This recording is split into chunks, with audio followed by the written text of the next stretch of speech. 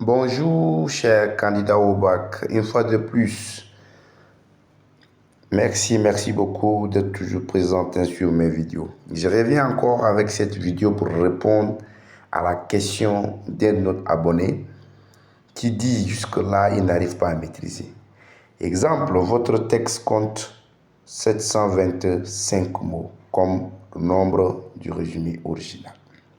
Si vous avez opté pour le résumé, ça veut dire vous allez prendre les 725 mots, vous divisez par 4. Ce qui revient, quand vous tapez votre calculatrice, vous aurez 181,25. Ainsi, la partie entière est 181, la partie décimale est 25. Alors, contrôlez d'abord le tout premier chiffre qui compose votre partie décimale. Si cette partie est inférieure à 5, on arrondit par défaut. Donc ça veut dire on va prendre juste la partie entière. On va prendre juste 181. Maintenant, comment calculer? Calcul de 10%. Ça veut dire on reprend la partie entière, on multiplie par 10, on divise par 100. Ce qui revient à quoi? Ce qui revient tout simplement à 1810 sur 100. On simplifie les deux zéros. Un zéro en haut, un zéro en bas. Il va rester 181 divisé par 10. Si on se rappelle bien, pour diviser un nombre par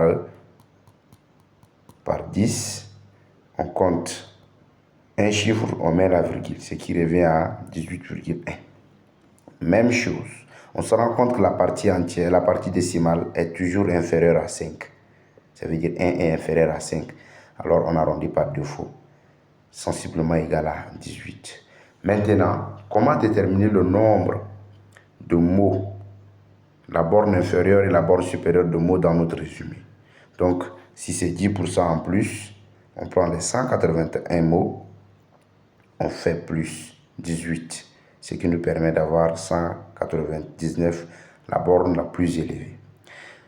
10% en moins, c'est-à-dire on prend toujours 181, on fait moins 18, ce qui nous revient à 163. Donc c'est pour dire tout simplement que notre résumé doit être compris 163 à 199 mots. Si vous avez retenu quelque chose de cette vidéo, vous vous abonnez, vous likez, vous partagez pour plus de visibilité. Ciao.